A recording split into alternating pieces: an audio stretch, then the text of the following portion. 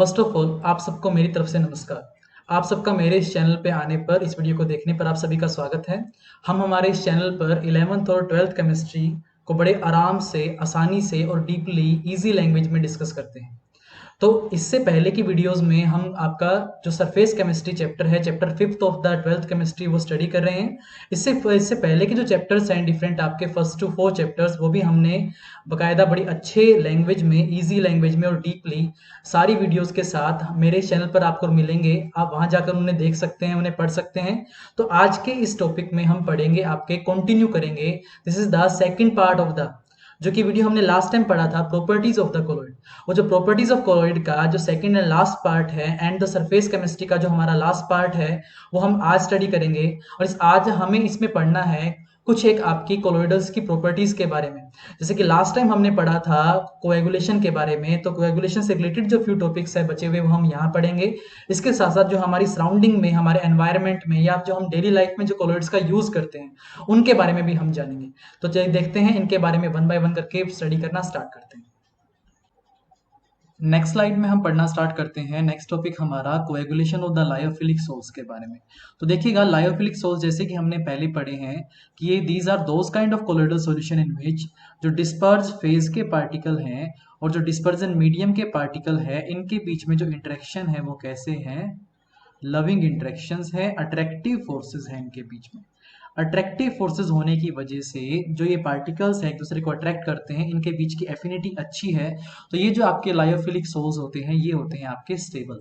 अब इसमें देखिएगा, हम इस प्रकार के स्टेबल सॉल्यूशन को कोएगुलेट कैसे करवा सकते हैं। देखिए, there are the two factors which are responsible for the stability of the lyophilic sols, and these factors are the charge and the solvation of the colloidal particles.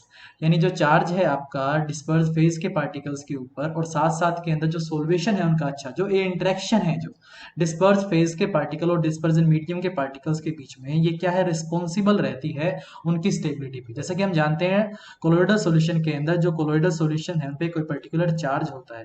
Like अगर आपका इन दोनों के ऊपर नेगेटिव चार्ज है तो एक दूसरे को रिपेल करेंगे, पास नहीं आएंगे, कोलाइड नहीं करेंगे, और बड़ा पार्टिकल साइज नहीं बना पाएंगे, तो प्रेसिपिटेट आउट भी नहीं होंगे। और सेकंड ये है कि इन दोनों में बीच में, डिस्पर्स फेज और डिस्पर्जन मीडियम के बीच में जो इंटरेक्शन है वो भी क्या है, आपकी बहुत अच्छी है। तो अगर आपको ऐसी कोई आपको लायोफिलिक सोल को प्रेसिपिटेट आउट करवाना है, तो उसके लिए क्या करना पड़ेगा हमें, देखिएगा। When these two factors are removed, a lyophilic soul can be coagulated, and this can be done by adding an electrolyte, and second by adding a suitable solvent. हम क्या करें कि मान लीजिए आपके कोलोइडल सॉल्यूशन के ऊपर क्या था, नेगेटिव चार्ज था, तो हम उसमें इलेक्ट्रोलाइट डाल दें। इलेक्ट्रोलाइट उसे प्रोवाइड करेगा पॉजिटिव चार्ज, तो ये जो कोलोइडल सॉल्यूशन के पार्टिकल है ये न्यूट्रलाइज हो जाएंगे। और जैसे ये पार्टिकल न्यूट्रलाइज होते हैं, तो जब इनका बीच का कोलिजन होगा, that result into the formation of the bigger size particle, means ultimately ये क्या करेंगे, प्रेसिपिटेट आउट हो जाएंगे और नीचे आपका सॉल्यूशन के नीचे जाकर सेटल डाउन हो जाएंगे।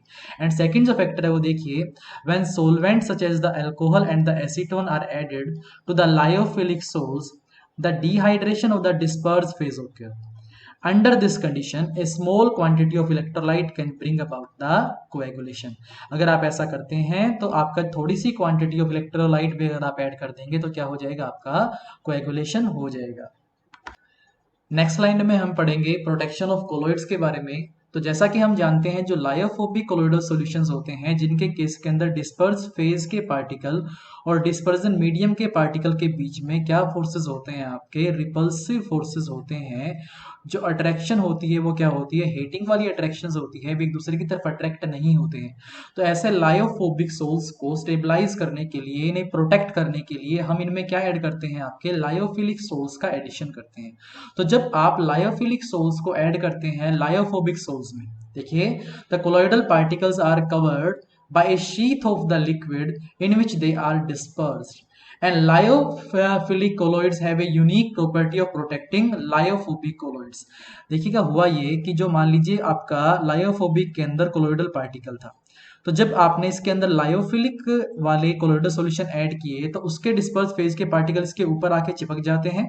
तो जब ये इसके ऊपर आके एक थिन लेयर बना देते हैं, एक लेयर बन जाती है इसके ऊपर, कौन से वालों की, लायोफिलिक के जो डिस्पर्स फेज के पार्टिकल है उनकी।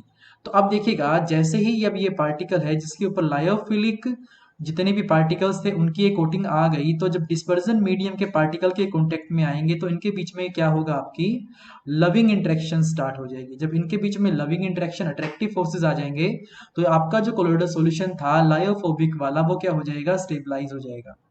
So देखिएगा, when a lyophilic soul is added to the lyophobic soul, the lyophilic particle form a layer around the lyophobic particle and thus protect the lyophobic particle from the electrolytes। अब यानी जो आपके, जैसे ही हमने lyophilic sol को add किया किसके अंदर, लायोफोबिक सोल्स के अंदर, तो उन्होंने एक प्रोटेक्टिव लेयर बना दी, जिस प्रोटेक्टिव लेयर की वजह से जो आपका लायोफोबिक सोल्स था वो क्या हो गया, स्टेबलाइज हो गया, उसकी क्या बढ़ गई, स्टेबिलिटी इंक्रीज हो गई। तो हम क्या करते हैं, लायोफिलिक कोलोइडल सोल को यूज करते हैं to protect the lyophobic colloidal sols, that is the topic, protection of the colloids, and such lyophilic colloids which are used for this purpose are called as the protective colloids. देखिए next जो हमारा topic है that is emulsion. Emulsion है क्या, जैसा कि हमने last time पढ़ा है, it is a colloidal solution of liquid in liquid type, यानी जिसके अंदर जो डिस्पर्ज फेज है और जो डिस्पर्जन मीडियम है, दे बोथ आर लिक्विड, यानी दोनों क्या है, आपके लिक्विड टाइप के हैं। This is a kind of colloidal solution in which both disperse phase and the dispersion medium are liquids, like if a mixture of two immiscible, ये condition है बेटा, ध्यान रखिएगा कि वो जो आपने दो लिक्विड लिए हैं वो क्या है, या तो इमिसिबल होने चाहिए या वो पार्शियली मिसिबल लिक्विड होने चाहिए। If a mixture of two immiscible और partially miscible liquid is shaken, we get the emulsion, यानी ऐसे दो इमिसिबल और पार्शियली इमिसिबल लिक्विड को शेक करने पर जो हमें कोलोइडल सॉल्यूशन मिलता है, that colloidal solution is called as emulsion. Now emulsion जो हम आमतौर पे दो टाइप का पढ़ते हैं, that is either water disperse in oil and oil disperse in water. अगर आपके डिस्पर्स फेज जो है, अगर वो आपका वाटर है जो स्मॉलर क्वांटिटी में आपने डाला है डिस्पर्स करने के लिए, और मीडियम लिया है आपका डिस्पर्जन मीडियम आपका क्या है, ऑयल, यानी इसके अंदर ये हो गया आपका water disperse in oil type का। सेकंड केस के अंदर जो डिस्पर्स फेज आपने लिया वो ऑयल है और जो मीडियम लिया वो आपने क्या है, वाटर है, तो सेकंड आ गया आपका oil disperse in water type का। अब इसके बारे में थोड़ी सी बातें देखिए, हम स्टडी कर लेते हैं पॉइंट बाय पॉइंट। जो फर्स्ट वन है, emulsion of oil in water are unstable and sometimes they separate into two layer on standing। यानी जो आपका oil in water टाइप का emulsion है वो highly आपका क्या है, unstable है, और अगर आप इसको थोड़े टाइम के लिए वहीं पर पड़ा रहने देते हैं बनाने के बाद में, तो आप ये पाते हैं कि ये क्या कर लेते हैं, डिफरेंट लेयर्स बना लेते हैं और दोनों कंपोनेंट सेपरेट आउट हो जाते हैं। नेक्स्ट, अगर आप इसकी स्टेबिलिटी को बढ़ाना चाहते हैं तो हम क्या करेंगे, for stabilisation of an emulsion emulsifying agents are usually added. तो इस प्रकार के जो आपके इमल्शंस हैं उनको स्टेबलाइज करने के लिए हमें क्या डालना पड़ेगा, वहां पर कोई थर्ड एजेंट डालना पड़ेगा जो क्या कर सके, उस डिस्पर्स फेज और डिस्पर्जन मीडियम को एक साथ क्या रख सके, सोल्यूबल रख सके, और ये इसे क्या करे, स्टेबलाइज करे। These are called as the emulsifying agent. तो अब ये इमल्सिफाइंग एजेंट करता क्या है, the emulsifying agent form an layer between the suspended particles and the medium. क्योंकि आप जानते हैं इसके केस के अंदर जो डिस्पर्स फेज के पार्टिकल है और डिस्पर्जन मीडियम के पार्टिकल है वो एक दूसरे को रिपेल करते हैं, तो जो भी इमल्सिफाइंग एजेंट आप डालते हैं वो उनके बीच में एक लेयर बना लेता है, जिसकी वजह से अब लेयर बनने के बाद में वो एक दूसरे को वैसे रिपेल नहीं कर पाते हैं और स्टेबिलिटी ऑफ ऑल ओवर जो आपका इमल्शन है उसकी इंक्रीज हो जाती है। Now, the principal emulsifying agents for oil in water type emulsion are proteins, gums, natural and synthetic soap. These are the principal emulsifying agents which are used for the stability or the stabilization of oil in water type of emulsion. अगर ऐसे ही आपका जो water in oil type का emulsion हुआ, in that case heavy metal salt of the fatty acid, long chain alcohol, lamp black, these are some substances which are used as emulsifying agents. Now, emulsions can be broken into the constituent liquid by heating, freezing and centrifuging। यानी जो आपका वैसे भी जो solution है उसकी stability कम है, तो अगर आप उसे सेंट्रीफ्यूग करते हैं या उसे आप हीट करते हैं या उसे फ्रीज करते हैं, इन केसेस से आप क्या कर देंगे, डिस्पर्स फेज के पार्टिकल को डिस्पर्जन मीडियम के पार्टिकल से सेपरेट कर देंगे। तो जब हम ऐसा करेंगे तो क्या हो जाएगा, आपका भी दोनों अलग अलग हो जाएंगे और आपको डिफरेंट डिफरेंट कंपोनेंट अलग अलग नजर आएंगे। नाउ अगर आप मान लीजिए कोई भी आपने एक दोनों टाइप का आपने कोई सॉल्यूशन लिया था, इमल्शन लिया था, एक तो लिया आपने बेटा ऑयल इन वाटर और एक आपने लिया वाटर इन ऑयल। तो जिसके अंदर जो भी देखिएगा आप डिस्पर्जन मीडियम जो प्रेजेंट है, पहले केस के अंदर वाटर एज ए मीडियम है, दूसरे केस के अंदर ऑयल एज ए मीडियम है। तो जो आपने मीडियम लिया है डिस्पर्जन मीडियम, अगर आप उससे डाइल्यूट करना चाहते हैं तो बड़े इजीली डाइल्यूट कर सकते हैं इमल्शंस को। आपका उसकी स्टेबिलिटी कम नहीं होगी, वो आपका पर्टिकुलर बना रहेगा। यही हमने लास्ट पॉइंट में कहा है, we can easily dilute the emulsion by adding the dispersion medium, but when we add disperse phase in it they got separate out and form separate layer. यानी अगर आपने इसके अंदर जो डिस्पर्स फेज डाल दिया, अगर और ऐड कर दिया, तो डिस्पर्स फेज डालने से वो आपके सेपरेट आउट हो जाएंगे। जैसे कि ऑयल इन वाटर में अगर आप वाटर डालते हैं तो वो डाइल्यूट हो जाएगा, लेकिन जैसे अगर आपने और ऑयल डालना स्टार्ट किया तो वो जो डिफरेंट डिफरेंट लेयर के रूप में आपका सेपरेट आउट हो जाएगा। ऐसे ही वाटर इन ऑयल टाइप में अगर आप ऑयल डालते हैं तो स्टेबिलिटी पे फर्क नहीं पड़ेगा, वो डाइल्यूटेड हो जाएगा, लेकिन अगर आप वाटर ऐड करते हैं तो दोनों अलग अलग सेपरेट लेयर आपकी बना लेंगे। नेक्स्ट हमारा टॉपिक है कोलॉइड्स इन आवर सराउंडिंग। हमारे सराउंडिंग में कौन कौन से आपके कोलॉइड्स हैं जो आमतौर पर आप हमारे आसपास हम इधर उन्हें देखते हैं, ऑब्जर्व करते हैं, उन्हें यूज करते हैं, जो हमारे आसपास हमारी सराउंडिंग में प्रेजेंट होते हैं, उनके बारे में कुछ एक के बारे में वन बाय वन करके स्टडी करते हैं, स्टार्ट करते हैं। Like first one, the blue colour of the sky. यानी जो पहला हमें पढ़ना है अकॉर्डिंग टू हमारे सिलेबस के, जो हमारे बहुत बार आ जाता है कि जो स्काई का जो कलर है वो ब्लू क्यों होता है। एज वी ऑल नो, देखिए dust particle along with the water suspended in the air. यानी जो एयर है उसके अंदर क्या है, डस्ट पार्टिकल प्रेजेंट होते हैं। जो डस्ट पार्टिकल किसे एब्जॉर्ब कर लेते हैं, आपके वाटर को एब्जॉर्ब कर लेते हैं, फिर ये इसी रूप के अंदर कोलोइडल सॉल्यूशन बना के एयर में सस्पेंडेड हो जाते हैं। That colloidal particle scatter the blue colour of the light. वो क्या करता है, blue colour of the light को स्कैटर करता है। और जब वो ब्लू कलर लाइट हमारी आईज में एंटर करती है तो जो स्काई है हमें किस रूप में दिखती है, आपकी ब्लू कलर में दिखती है। That is the reason behind the blue colour of the sky. Second देखिएगा, the fog, mist and rain. ये तीनों के तीनों आपके कहीं ना कहीं किससे रिलेटेड, आपके कोलॉइड से रिलेटेड है। जैसे कि देखिएगा, when a large mass of air containing dust particle is cooled below the due point, the moisture from the air condenses on the surface of these particles forming the fine droplets। यानी जो dust particle है उनके ऊपर condense हो जाएगा आपका moisture आपके liquid की फॉर्म में। These droplets being colloidal in nature continue to float in the air in the form of mist or fog। जो आपका पर्टिकुलर डस्ट पार्टिकल पे जब वाटर वेपर्स जो वाटर आपका क्या आया, एड्सॉर्ब हुआ, यहाँ पर एब्जॉर्ब हुआ, कंडेंस हुआ इसके ऊपर, तो जो कोलोइडल के पार्टिकल्स बने यहाँ पर वो क्या रहेंगे, हवा में घूमते रहेंगे, सस्पेंडेड रहेंगे। That is the reason behind the formation of mist and fog. Now clouds के बारे में देखिए, 1 मार्क्स में अगर आ जाए तो क्लाउड्स है क्या, these are the aerosols having the small droplets of water suspended in air. यानी अगर आपका जिसके अंदर जो वाटर है वो सस्पेंड हो जाए आपका एयर के अंदर, जो कोलोइडल सॉल्यूशन बनेगा, that colloidal solution is called as the aerosol and cloud are the aerosol. और लास्ट देखिएगा, जो रेन है वो कैसे होती है, बारिश कैसे आती है। देखिए, due to the condensation of the upper in the upper atmosphere the colloidal droplets of water grow bigger and bigger in size। यानी अपर जो एटमोस्फेयर है जहां पर टेम्परेचर आपका बहुत डाउन है, तो वहां पर जाकर जो आपका वाटर वेपर्स है वो कंडेंस होना स्टार्ट हो जाता है, और कंडेंस होने से वो क्या है, आपकी ड्रॉप्स बनाना स्टार्ट करता है। और with time these colloidal droplets grow bigger in size and जब उनका साइज बहुत ज्यादा बढ़ जाता है, they come down in the form of rain. और देखिए होता ये है, sometimes the rainfall occurs when the two oppositely charge clouds meet. यानी जो आपके डिफरेंट चार्ज क्लाउड्स हैं, एक क्लाउड पे मान लीजिए पार्टिकल पे पॉजिटिव चार्ज है, एक पे नेगेटिव चार्ज है, because they are the colloidal types. तो जब ये दोनों आपस में स्ट्राइक करते हैं, ये न्यूट्रलाइज करते हैं, और जो आपकी बारिश के रूप में जो बूंदे हैं नीचे गिरना स्टार्ट कर देती है। That is the reason behind the rain. Rain होती कैसे है, अब अगर देखिएगा, अगर यही बारिश आपने आर्टिफिशियली करवानी है तो आप क्या कर सकते हैं।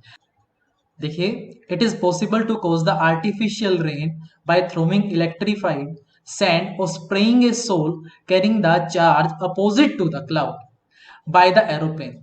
अगर आप क्या करें, कोई भी आपके पास क्लाउड है, उस क्लाउड पे मान लीजिए आपके पास पॉजिटिव चार्ज है, तो पॉजिटिवली चार्ज क्लाउड पे अगर आपको स्प्रे करते हैं किसी कोलोइडल सोल का जिसके ऊपर नेगेटिव चार्ज है, तो दोनों एक दूसरे को न्यूट्रलाइज कर देंगे, और न्यूट्रलाइज करने के बाद वहां पर बारिश स्टार्ट हो जाएगी। तो इस तरीके से आप क्या कर सकते हैं, आर्टिफिशियल रेन को इंट्रोड्यूस कर सकते हैं। नेक्स्ट वन है, आगे हम कहाँ पर पढ़ते हैं, लाइक द फूड आर्टिकल्स है जैसे कि milk, butter, halwa, ice cream, fruit juices, these are also example of colloidal solution. And blood is also a colloidal solution. जब जैसे कि हमारे चोट लग जाती है, चोट लगने के बाद जो ब्लड है वो निकलना स्टार्ट हो जाता है, तो कुछ टाइम के बाद में ये जो कोलोइडल सॉल्यूशन है ब्लड आपका, ये कोएगुलेट कर जाता है। कोएगुलेट करने के बाद जो ब्लीडिंग है वो हमारी रुक जाती है। तो जो ब्लड है वो भी क्या है, एक आपका कोलोइडल सॉल्यूशन है।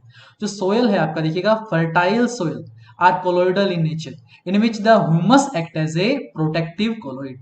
जो आपका फर्टाइल जो सोयल होती है, जिसकी वाटर होल्डिंग कैपेसिटी ज्यादा होती है, तो जैसे ही आप ह्यूमस ऐड करते हैं या जिस भी सोयल में ह्यूमस ऐड होती है वो आपकी फर्टाइल होती है, और यहाँ पर जो ह्यूमस है वो एज ए प्रोटेक्टिव कोलोइड की तरह काम करता है। ना फॉर्मेशन ऑफ द डेल्टा, जो आपका रिवर का पानी है, जो नदी आपकी फ्लो करती है, मान लीजिए उसके जो आपके क्ले के पार्टिकल है उसके अंदर डिसोल्व कोलोइडल रेंज के, जो कोलोइडल पार्टिकल है, मान लीजिए उनके ऊपर नेगेटिव चार्ज है, जब ये आपके समुद्र में जाके मिलते हैं, सी वाटर से मिलते हैं, as we all know sea water contain a large amount of electrolyte, तो वो जो इलेक्ट्रोलाइट जो पॉजिटिव चार्ज प्रेजेंट है वहां पर वो एक दूसरे को न्यूट्रलाइज करता है। न्यूट्रलाइज करने पर ये जो क्ले के पार्टिकल्स हैं, ये क्ले के पार्टिकल वहां पर आपके सेटल डाउन हो जाते हैं और आपका डेल्टा बनाते हैं। देखिए, river water is a colloidal solution of clay, sea water contain a number of the electrolytes, when river water meets the sea water, the electrolytes present in the sea water coagulate the colloidal solution of the clay, resulting in its deposition with the formation of delta। तो ये था reason आपका delta की formation के पीछे। तो कहीं ना कहीं यहाँ भी हमने क्या पढ़ा, कोलोइडल सॉल्यूशन के बारे में पढ़ा। अब देखना ये है, ये जो कोलोइडल सॉल्यूशंस हैं इनकी कहाँ पर आप एप्लीकेशंस यानी कहाँ इनका आप यूज करते हैं। देखिए first one, the electrical precipitation of the smoke, यानी जब आप क्या करते हैं, जो आपके जो किसी भी चिमनी से जो आपका स्मोक निकलता है, अगर आप जो स्मोक है वो भी एक कोलाइडल सॉल्यूशन है आपका डस्ट पार्टिकल्स का एयर्स के अंदर, तो कोलोइडल के पार्टिकल्स पे कोई पर्टिकुलर चार्ज होता है, मान लीजिए आपका यहाँ पे नेगेटिव चार्ज है इन पे या इनके ऊपर पॉजिटिव चार्ज है, तो इनको उस चिमनी से निकलने से पहले हम क्या करें, दो आपकी प्लेट्स लगा दें जिन पे क्या हो, आपका पर्टिकुलर आपका चार्ज हो, हम एक एक्सटर्नल इलेक्ट्रिक फील्ड यहाँ पर लगा दें, तो जो इनके ऊपर चार्ज है, तो जब ये डस्ट आपके डस्ट पार्टिकल स्मोक पार्टिकल ऊपर जाएंगे, तो इनके ऊपर मान लीजिए नेगेटिव चार्ज है, तो ये आपके पॉजिटिव इलेक्ट्रोड की तरफ जाकर मूव करेंगे, वहां जाकर न्यूट्रलाइज हो जाएंगे, तो और आपका चिमनी के नीचे जाकर सेटल डाउन आपके हो जाएंगे। That's the reason behind the electrical precipitation of smoke.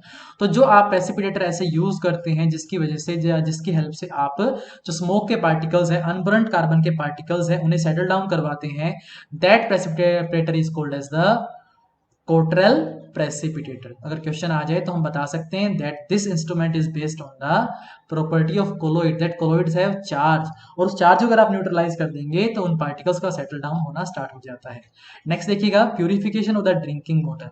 अगर आपके पास जो नेचुरल रिसोर्सेज से पानी आपको मिलता है, as we all know it is hard water, उसके अंदर आपके मिनरल्स प्रेजेंट होते हैं और भी बहुत सारी इंप्यूरिटीज प्रेजेंट होती है। अगर आप इन इंप्यूरिटीज को निकालना चाहते हैं तो हम क्या कर देंगे, उस पानी में थोड़े सेकंड्स के लिए, लाइक 20 to 30 सेकंड्स के लिए एलम जो कि आपका फिटकरी है उसको घुमा देंगे, हम वहां पर उसको डाल देंगे। उसके बाद क्या होगा, फिटकरी डालने की वजह से वो जो कोलोइडल पार्टिकल्स हैं वो क्या कर जाएंगे, आपके सेटल डाउन हो जाएंगे, और जो हमारा पानी है वो ड्रिंकिंग पर्पज से यूज करने लायक आपका हो जाएगा।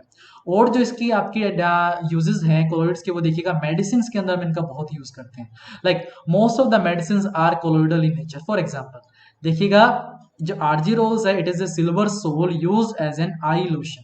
ऐसे ही colloidal antimony is used in curing the disease called as kala azar. ऐसे ही आपका colloidal gold is used for intramuscular injection. And milk of magnesia, जैसा कि हम जानते हैं, is an emulsion which is used for the stomach disorder, यानी जो आपके एसिडिटी की प्रॉब्लम हो जाती है वहां उससे दूर करने के लिए हम यूज करते हैं मिल्क ऑफ मैग्नीशिया का। नेक्स्ट देखिएगा, अगली प्रॉपर्टी है टैनिंग। टैनिंग से बहुत बार 1 मार्क्स में क्वेश्चन उठ के आ जाता है कि जब हाइड्स की, जो स्किन ऑफ एनिमल्स की टैनिंग करते हैं तो वो हार्ड क्यों हो जाते हैं। देखिए, animal hides are colloidal in nature, when a hide which has positively charged particle is soaked in the tannin which contain negatively charged colloidal particle, mutual coagulation take place, this result in the hardening of the leather, this process is termed as the tanning and chromium salt are also used in the place of tanning। देखिएगा यहाँ पर जो हमने hide use किया, उस hide पे जो आपके पार्टिकल्स हैं, कोलोइडल रेंज के जो पार्टिकल हैं उन पे पॉजिटिवली चार्ज हैं वे, तो अगर हम उसे टैनिन में सोक करते हैं विच कंटेन नेगेटिवली चार्ज, तो वो जो पॉजिटिव की तरफ नेगेटिव चार्ज पार्टिकल्स आते हैं और वहां वहां क्या हो जाता है, उनका बीच का कोएगुलेशन हो जाता है, जिस म्यूचुअल कोएगुलेशन की वजह से वो जो लेदर है वो क्या हो जाता है, आपका हार्ड हो जाता है। तो ये क्वेश्चन का आंसर रहा कि क्यों आपका जब आप टैनिंग करते हैं हाइट की तो उसके बाद वो हार्ड हो जाता है। नेक्स्ट देखिएगा, जो क्लीनिंग एक्शन ऑफ सोप है और डिटर्जेंट्स है जिनके अंदर आपने माइसेल फॉर्मेशन पढ़ा, जो आपके डिफरेंट जो आपके ऑयल है, ऑयल के पार्टिकल्स पे जो आपके सोप के मॉलिक्यूल इस प्रकार से अरेंज होकर माइसेल बनाते हैं, that is also based on the property of colloid, वो भी कोलोइड की प्रॉपर्टी ही है। इसी तरीके से photographic plates and films, like the photographic plates और films are prepared by coating and emulsion of the light sensitive silver bromide. तो एक नंबर में यहां से क्वेश्चन आ गया कि कौन सा आपका लाइट सेंसिटिव मटेरियल आप यूज करते हैं during the preparation of the photographic plates and the film, that is the silver bromide. देखिएगा, photographic plates or films are prepared by coating and emulsion of the light sensitive silver bromide in the gelatin over glass plate or the celluloid film। इस तरीके से हम बना पाते हैं एक photographic plate को और फोटोग्राफिक फिल्म को। नेक्स्ट देखिएगा, रबर इंडस्ट्री में भी हम इस प्रॉपर्टी का यूज करते हैं, like latex, it is a colloidal solution of rubber particle which are negatively charge and rubber is obtained by the coagulation of latex.